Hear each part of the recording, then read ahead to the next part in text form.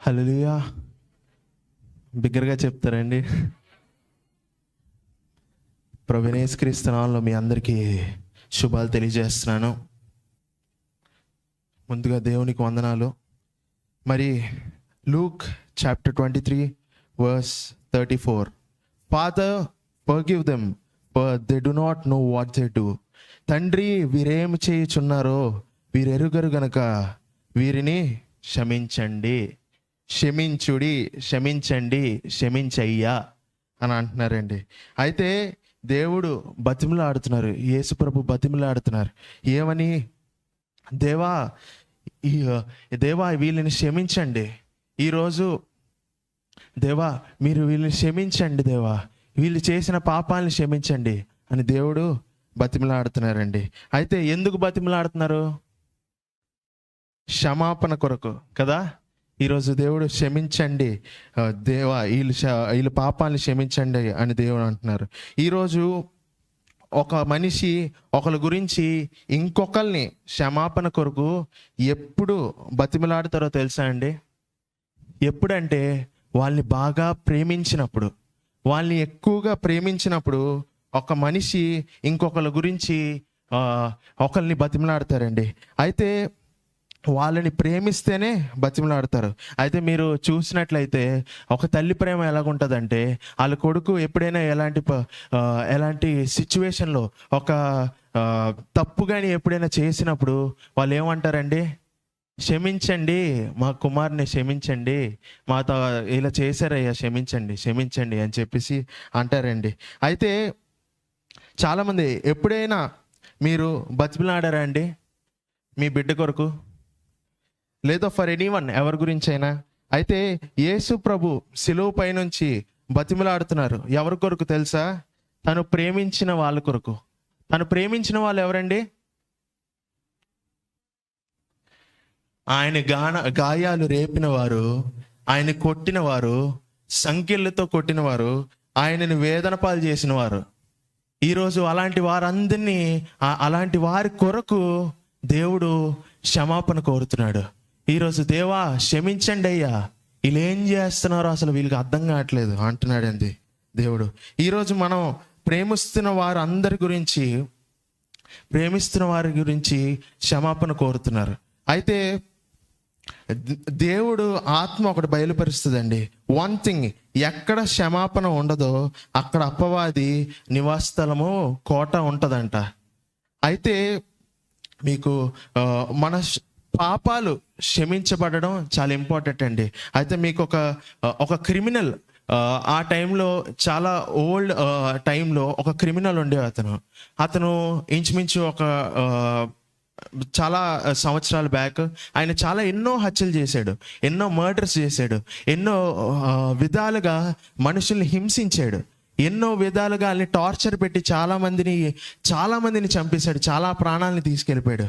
అయితే ఒక టైంలో ఏమైందంటే మొత్తం ఈ పోలీసులు కానీ, ఈ మొత్తం అధికారులు కానీ అందరూ ఒక పెద్ద టీం ఫామ్ చేసి వీడిని ఎలాగైనా పట్టుకోవాలి, వీడిని ఎలాగైనా శిక్షించాలి, వీడు చేసి తప్పు అని చెప్పేసి తన్ని పట్టుకొని ఎలాగోకలాగా వెళ్ళి జైలుకి తీసుకెళ్లారండి. జైల్లో వేశారు. అయితే అతను వెళ్ళాక ప్రతి ఒక్కరు కోర్టు దగ్గరికి వచ్చాడు. ఆయన చేసిన పాపాలకి, ఆయన చంపిన అందరికీ అసలు ఇంకా తను చేసిన పనులకి క్షమాపణ అనేది ఉండదు. ఇంకా ఎలాగైనా ఉరిశిక్ష వేసేయాలని చెప్పేసి ఇంకా ఉరిశిక్ష వేయాలని చెప్పి కోర్టు కూడా రాసి ఇచ్చేసింది. అయితే ఒక టైంలో ఏమైందంటే అతను ఇంకా ప్రతి ఒక్కరు దేశమంతా వెయిట్ చేస్తున్నారు అనమాట. ఇతనికి ఎప్పుడు రా బాబు ఉరిశిక్ష పడుతుంది, ఎంతమందిని చంపాడు కదా, ఎంతమందికి శిక్ష చేశాడు కదా, ఎంతమందిని ఎంతో బాధ పెట్టాడు కదా, వీడికి వేస్తే చాలు మన జీవితం సెట్ అయిపోద్ది అని చాలా మంది అనుకుంటున్నారు అనమాట. ఎంతో పగతో ప్రతీకారంతో ఉంటున్నారు. అయితే చాలా రోజులైంది, ఇంకా వచ్చింది, ఇంకా తనకి ఊరేయాల్సిన దినం వచ్చింది. తనకి ఊరేసాక ఏమైందో తెలుసా? తన దగ్గర నుంచి ఊరేసే ముందు తన్ని తీసుకొచ్చే మార్గంలో ఒక పేపర్ అనేది పడిపోయి ఉంది. అదొక లెటర్ అనమాట. ఆ లెటర్లో ఏముందో తెలుసా అండి? ఈ లోకం నన్ను క్షమించలేదు, ఈ లోకం నన్ను క్షమించదు, నేను చేసిన పాపాలకి ఎక్కడ నాకు క్షమాపణ దొరకదు. నా ఆత్మకి తెలుసు ఈ లోకంలో ఎక్కడ నా మనసుకు తెలుసు ఈ లోకంలో ఎవ్వరూ నన్ను క్షమించరు అని చెప్పి తను ఫిక్స్ అయిపోయాడండి. కానీ నా ఆత్మ ఒకటే అంటుంది, ఏంటంటే నాకు కానీ క్షమాపణ దొరకకపోతే నేనేమొచ్చి నరకానికి వెళ్ళిపోతాను అని అనుకుంటున్నాడండి. ఆ లెటర్లో అదంతా రాసింది, నేను నరకానికి వెళ్ళిపోతాను. సో దేవుడి పాదాల మీద పడ్డాను, ఎప్పుడైతే దేవుడి పాదాల మీద పడ్డానో నేను నిత్యం జీవనంలో ఉంటానని చెప్పి నేను నమ్ముతున్నాను అంటున్నాడండి. హల్లెలూయా. టుడే తను ఆ లెటర్ ఏంటంటే దేశంలో సంచలనం అయిపోయింది. చాలా మంది మారుమంచి పొందారు.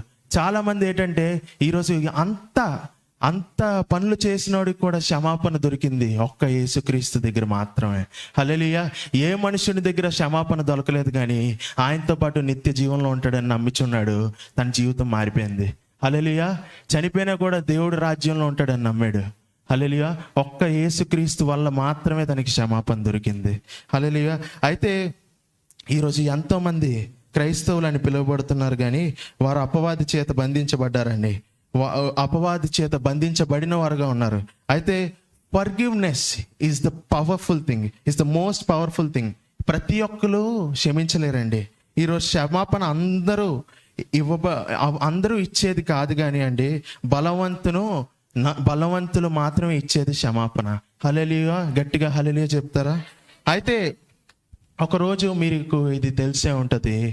ఈరోజు అంటే ఒకరోజు ఒక ప్యారలైజ్డ్ మ్యాన్ని, అంటే ఒక పెరాలసిస్ వచ్చిన ఒక వ్యక్తిని యేసుక్రీస్తు దగ్గరికి తీసుకొని వచ్చారు.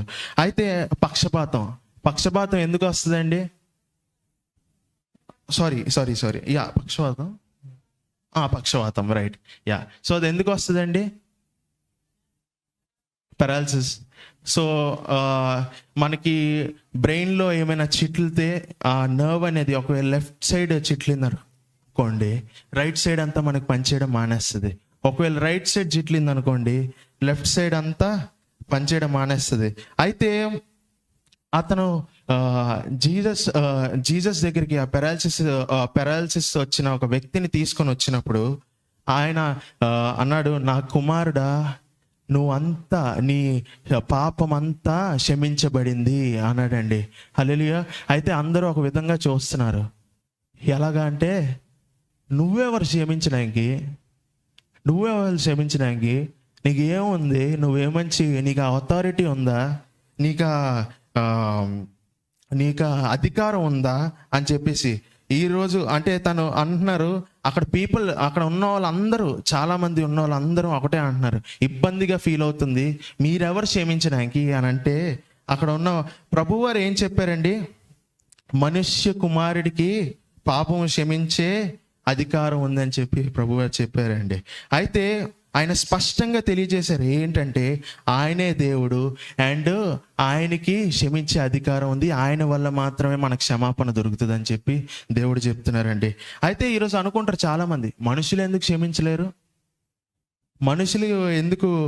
మనుషుల వల్ల క్షమాపణ రాదు? ఒక అధికారి క్షమించలేడా? ఒక రాజకీయ వ్యక్తి క్షమాపణ అది లేదా అని చెప్పేసి చాలామంది అనుకుంటారండి. కానీ ప్రతి ఒక్కల జీవితంలో చిన్న పాపమైనా ఉంది. ప్రతి ఒక్క మనుషుడు ఒక చిన్న పాపమైనా జీవితంలో ఉంది. అయితే యేసుక్రీస్తు మాత్రమే క్షమించే అధికారం ఎందుకు ఉందో తెలుసా అండి? వన్ థింగ్ ఈజ్ దట్ ఆయన పాపము లేనివాడు గనక. హల్లెలూయా. అయితే ఆయన పాప రహితుడు గనక. అయితే ఏమనుందండి ఇక్కడ? తండ్రి, వీరేమి చేయుచున్నారో వీరెరుగను గనుక వీళ్ళని క్షమించుడి. అయితే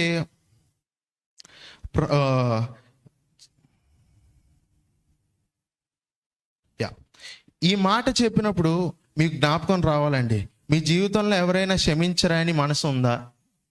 ఎవరికైనా ఇక్కడ క్షమించరాని మనసు ఉందా అండి? ఎవరిమైనా పేరు చెప్తే అందరికీ కోపం వస్తుందా? ప్రతి ఒక్కరికి ఇంకా ఒకరి పేరు చెప్తే ఒక గ్రూప్ అనేది ఉంటుంది. ఆ గ్రూప్లో ఫ్రెండ్స్ అందరూ ఉంటారు. ఆ ఫ్రెండ్స్లో ఒకరికి పడదు. ఒకరు వెళ్ళి వాళ్ళ ఫ్రెండ్స్ అందరూ ఆ బ్యాచ్ గురించి లేదా గ్రూప్ గురించి ఆ పర్సన్ గురించి మాట్లాడితే లేచి సరిపోతున్నారా? మీరు జీవితంలో ఎవరిని క్షమించలేకుండా ఉన్నారా ఈరోజు? అయితే అయితే అయితే ఒక ఇద్దరు ముగ్గురు లేదో ఎంతో మంది చాలా ఈరోజు క్రైస్తవులు అనేవాడి వారే ఈరోజు ఎవరిని క్షమించకుండా చాలా కఠిన జీవితం జీవిస్తున్నారండి. అయితే అలాంటి ఫీలింగ్ కానీ భావం కానీ ఉంటే అపవాదికి మీరు తలుపు తెరుస్తున్నట్టే. ఈరోజు ఎంటర్ అవ్వడానికి మీరు ఒక గేట్ పాస్ ఇస్తున్నట్టే. అయితే కోరీ టెన్ బూమ్ అని చెప్పేసి ఒక వ్యక్తి ఉన్నారు. ఆవిడ ఏంటంటే ఆ టైంలో హిట్లర్ టైంలో ఏంటంటే కోరీ టెన్ బూమ్ అనే వ్యక్తి చాలా యూదులు ఉంటారు కదండి, ఆ యూదులను అందరినీ అక్కడ ఉన్న హిట్లర్ ఏమో ఆదేశించాడంటే ఇక్కడ ఉన్న వాళ్ళు యూదులందరినీ చంపేయండి అని చెప్పి ఆదేశించాడండి. అయితే ఆ యూదులందరూ ఎక్కడ దాక్కోలో తెలియక కోరీ టెన్ బూమ్ అనే వ్యక్తి ఆవిడేమో చేంజ్ చేసిందంటే ఒక 5 యూదుల్ని తీసుకొని వచ్చి వారి ఇంటిలో ఉంచిందండి. ఒక 5 యూదుల్ని వారి ఇంటిలో ఉంచిందండి. అయితే ఈ పని వల్ల ఏం జరుగుతుందంటే వాళ్ళకన్నా ముందు ఈవిడ్నే చంపేస్తారు. ఫస్ట్ ఎవరిని చంపుతారండి? ఈవిడ్నే చంపేస్తారు. ఉంచిన ఆవిడనే చంపేస్తారు. అయితే ఒకరోజు ఏమైందంటే ఈరోజు ఇంకా అందరూ ఇంకా అయిపోయింది, వీళ్ళు ఇంకా సో కోరీ టెన్ బూమ్ ఏం చెప్పారంటే మీ అందరూ ఇక్కడ సేఫ్గా ఉండండి, నేను ఒకసారి చూసి వస్తానని చెప్పి బయటికి వెళ్ళి మళ్ళీ వచ్చేసరికి ఏమైందంటే మొత్తం సైనికులు వచ్చారనమాట. ఆ సైనికులు వచ్చి కోరీ టెన్ బూమ్ మరియు వారి అక్కని తీసుకొని వెళ్ళి చెరసాలలో వేసేసారు. చెరసాలలో వేసేసి ఏమైందంటే వాళ్ళు ఎంతో హింసించారు. వాళ్ళ అక్కని కోరీ టెన్ బూమ్ వాళ్ళ అక్క బెట్సీని చాలా విధాలుగా హింసించారు.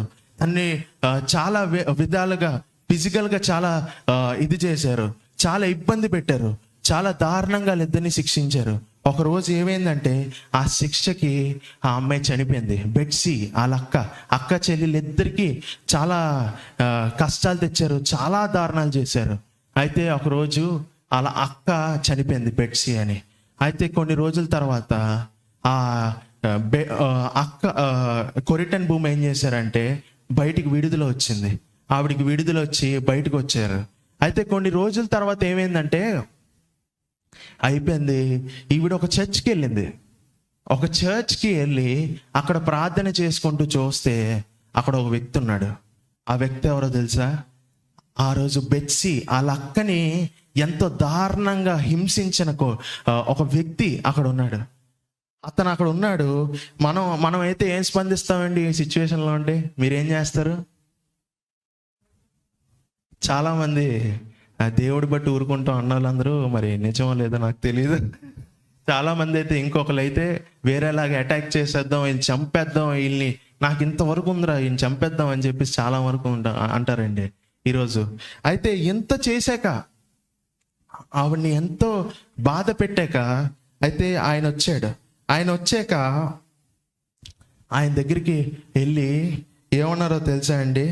మనం ఇప్పుడు మీరు ఆ పరిస్థితిలో ఏమంటారండి? మీరు ఆ పరిస్థితిలో ఏమంటారు? ఏదో ఒకలాగా హార్ష్గా రియాక్ట్ అవుతారు.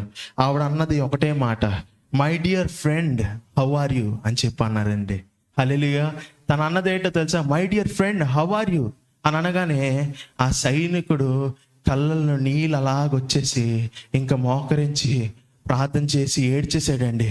ఇలాంటి వ్యక్తి ఎంతో కష్టపెట్టాను, ఎంతో ఇబ్బంది పెట్టాను, ఎంతో వీళ్ళ జీవితాన్ని నాశనం చేశాను, చంపాను, చాలా విధాలుగా ఇబ్బంది పెట్టాను, అయినా కూడా ఎలాగ నన్ను క్షమించగలిగిందని చెప్పి ఏడ్చుకొని అక్కడ ఉండిపోయారండి. హల్లెలూయా. ఈరోజు మనకి అలాంటి క్షమాపణ జీవితం ఉందా?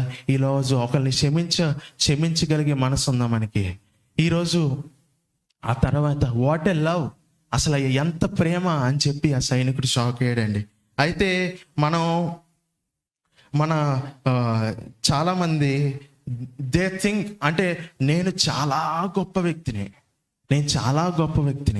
నేను క్షమించగలుగుతున్నాను, క్షమించే ఆ మనసు ఉంది, నేను చాలా గొప్ప వ్యక్తిని అని చాలామంది అనుకుంటారండి. అయితే మనం ఈ ప్రపంచంలో ప్రేమ, క్షమాపణ అవన్నీ ఎందుకు వినబడుతుందండి మనకి? ఈరోజు ప్రభు అయిన యేసుక్రీస్తు స్ఫూర్తిగా ఉన్నారు కాబట్టి ఈరోజు మనకి యేసుక్రీస్తు దేవుడి జీవితం మనకి స్ఫూర్తిగా ఉంది. ఈరోజు మనం ఆధారపడుతున్నాం. అయితే ఈరోజు ఆయన వైపు మనం చూద్దామా? ఈరోజు చాలామంది జీవితంలో ఆయన చెప్పిన మాటలు కానీ, ఆయన చూపించిన ప్రేమ కానీ, ఆయన చూపించిన క్షమాపణ కానీ ఎవరి జీవితంలో క్రైస్తవులు అని పేరు పడిన ఎవరి జీవితంలో ఈరోజు ఉండట్లేదండి. ఈరోజు మన మనసును మనం పరీక్షించుకోవాలి. ఈరోజు చాలామంది అనుకుంటారు, నా జీవితం ఏమంచి నేను క్షమించేస్తున్నాను, క్షమించేస్తున్నాం. నీది కాదు, క్షమాపణ వచ్చింది యేసుక్రీస్తు నుంచి మాత్రమే. హల్లెలూయా. టుడే ఈరోజు ఎప్పుడైతే మీరు ఒక మనిషిని క్షమిస్తారో, ఎప్పుడైతే మీరు ఒక మనిషిని పూర్ణ హృదయంతో క్షమిస్తారో, అప్పుడు దేవుడు మీ క్షమాపణని అంగీకరిస్తాడు. హల్లెలూయా. ఈరోజు మీ జీవితం మారిపోద్ది. ఎప్పుడైతే మీరు దేవుడితో ఆ క్లోజ్గా ఆ బాండింగ్ అనేది మీరు ఉన్నప్పుడు మీ జీవితం మారిపోతాడండి. హల్లెలూయా. ఈరోజు మనం నేర్చుకునేది ఒకటే, క్షమించండి. మీ పొరుగు వారిని క్షమించండి. ఈరోజు చాలామంది వాళ్ళు క్షమించకుండా వాళ్ళ మీద క్రైస్తవులు అంటున్నారు, కానీ వాళ్ళ జీవితం అంతా క్షమాపణ లేకుండా ఉంటుంది. నేను లాస్ట్ టైం ఒక వ్యక్తిని కలిశాను. చాలా పెద్ద ఆయన, మంచి అనుభవం ఉన్న వ్యక్తి. ఆయన అంటే చాలా ఇష్టం. అయితే ఒకరోజు ఆయనకి ఒక సహోదరుడికి, మంచి క్రైస్తవ సహోదరుడు, దేవుడిలో మంచిగా వాడబడుతున్నాడు, మంచి పాటలు పాడతాడు, మంచి వాక్యాలు చెప్తాడు. ఇంకా వీళ్ళిద్దరూ ఒక గొడవ వచ్చి నా దగ్గర మామూలు మాట్లాడుతుంటే మా తెలిసిన వాళ్ళు ఒకరు అడిగారు, క్షమించండి కదయ్యా, ఏముంది, ఎప్పటి నుంచో కలిసి ఉన్నారు కదా, క్షమించయ్యా అని అంటే ఆయన అన్నాడు, నేనేం యేసుక్రీస్తుని కాదు క్షమించడంగా అన్నాడండి. అయితే కొంతమంది ఈరోజు క్రైస్తవులు అలాగే ఉన్నారు. వాళ్ళ జీవితంలో యేసుక్రీస్తుని సేవిస్తున్నారు, కానీ యేసుక్రీస్తుల జీవితం జీవించట్లేదు. ఈరోజు ఎంతో క్షమాపణ లేకుండా జీవితాన్ని జీవిస్తున్నారండి. హల్లెలూయా. అయితే ఈరోజు మీ జీవితాన్ని మార్చుకుందాం. ఈరోజు మన జీవితాన్ని మార్చుకుందాం. ఈరోజు దేవుడి వాక్యాన్ని అనుసరిద్దాం. ఈరోజు ప్రతి ఒక్కరిని క్షమిద్దాం, ఆ ప్రేమను చూపిద్దాం. హల్లెలూయా. ఒక చిన్న పాటతో ఈ ఫస్ట్ వర్డ్ ముగించబోతున్నానండి.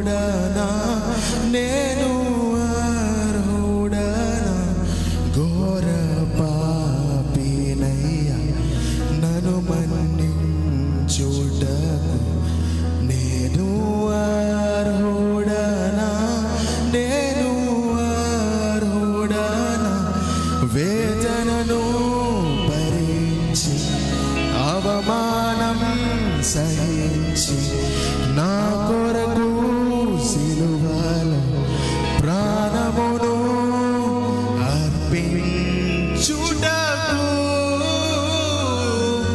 నేను అర్హుడనా?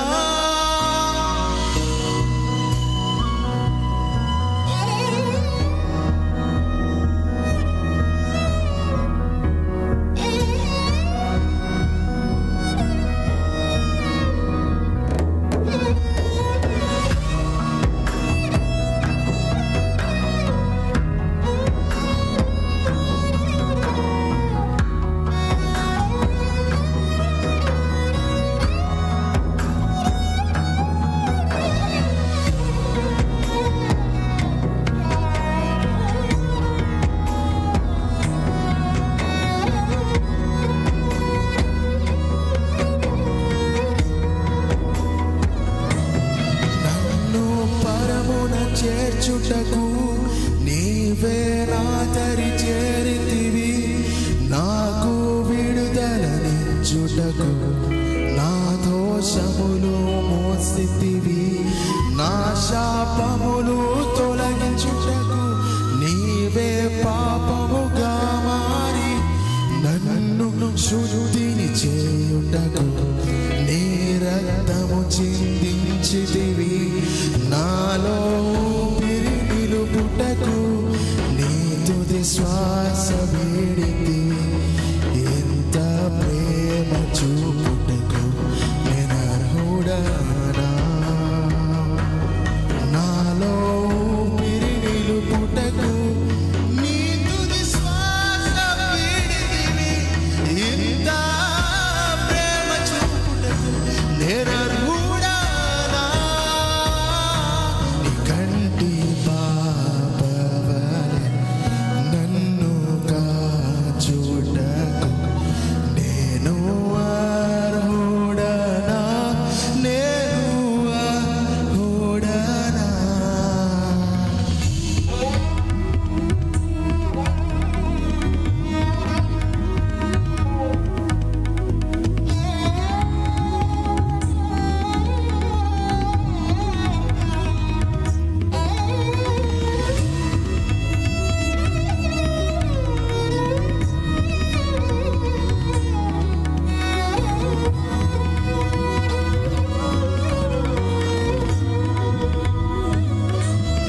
అల్పుడను నన్ను కరుణించి రక్షణ కవచము నాకిచ్చి యోగ్యుడవంటూ నన్ను పిలిచి నీ వారసినిగా చేసితివి.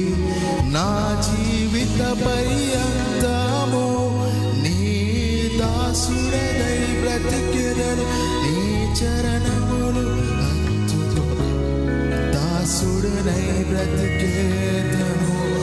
నీ చరణములను హత్తుకొని అద్దరి చేరుకుందునయ్యా. నీ మహిమా కాంతులను నివసించునయ్యా. నీ చరణములను హత్తుకొని అద్దరి చేరుకుందునయ్యా. నీ మహిమా కాంతులలో నివసించునయ్యా. నీ కంటి పాపవలె నన్ను కాచుటకు నేను అర్హుడనా?